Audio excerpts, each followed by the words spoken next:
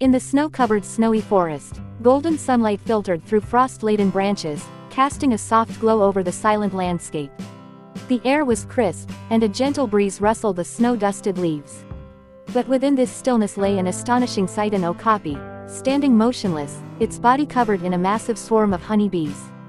The okapi's eyes held a silent plea, as if begging for help. It barely moved, fearing the bees that clung to its fur. It seemed as though it was waiting for a miracle. In the distance, a red jeep cautiously navigated the icy forest trail. It was a wildlife rescue team, making their routine patrol. As they entered a clearing, their eyes widened at the unbelievable scene before them.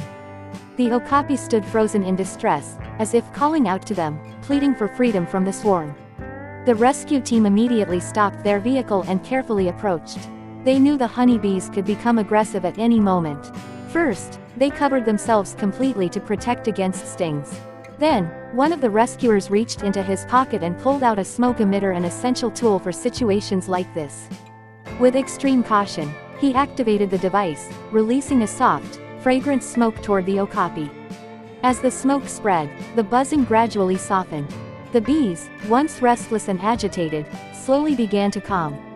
Within moments, as the smoke thickened, the honeybees started lifting off the okapi's body, rising into the air.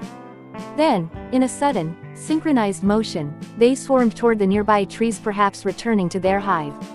The okapi took a deep breath, as though it had just been freed from an agonizing ordeal. Its eyes, once filled with fear, now reflected relief and gratitude. One of the rescuers gently placed a reassuring hand on its head, silently telling it, "You're safe now." Then came a moment to remember. The entire rescue team gathered around the okapi and took a picture, capturing their bravery and compassion.